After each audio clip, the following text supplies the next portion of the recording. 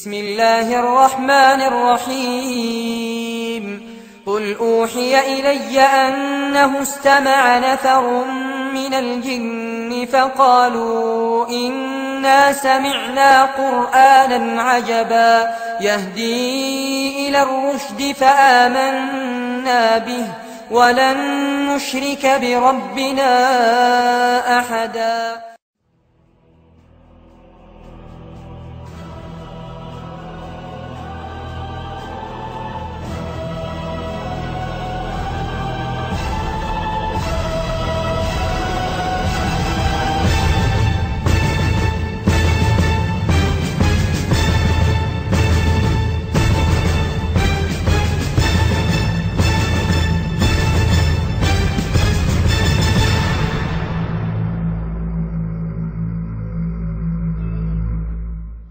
هذا سحر وجد لخطيبين قد دس في مكان معين، وقد يسر الله سبحانه وتعالى وبين هذا المكان بتوفيقه وفضله سبحانه.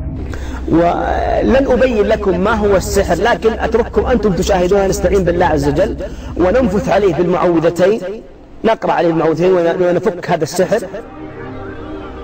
تكلم تكلم تكلم. من أنت؟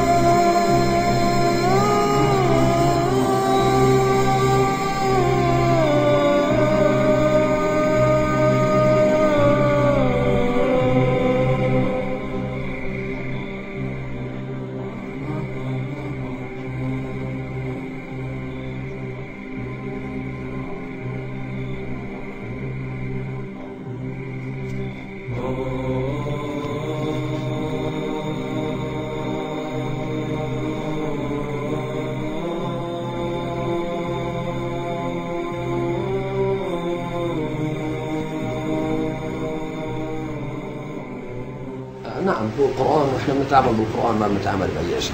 وهو القرآن هو يعني اللي بيساعدنا انه احنا نتخلص من هذا الجان او من هذا العمل او من اي شيء يعني شبيه لهذا الموضوع. انت بتستقبل حالات كثير يعني ولا بس؟ لا، كل الحالات انا بس لله تعالى طبعا انا علاجي. ما بتاخذ مصاري؟ ما باخذ، انا باخذ هدايا. طب كمان مين اكثر الناس اللي يعني بتعالجهم، يعني نساء ولا من رجال؟ كلياتهم، نساء ورجال وكل شيء. ما شاء الله. تستخدمهم ولا مع اهاليهم ولي امر ومع كذا؟ طبعا لازم يكون في ولي امر له عشان نجهز امره ونعرف شو عنده. مرات المريض الحالة اللي تجينا ما برضى يحكي يعني شو عنده الا لحاله، الا لما يكون مثلا بجلسه لحاله او شيء زي هيك، وفي ناس بتحكي خلص يعني ما في عندها اي.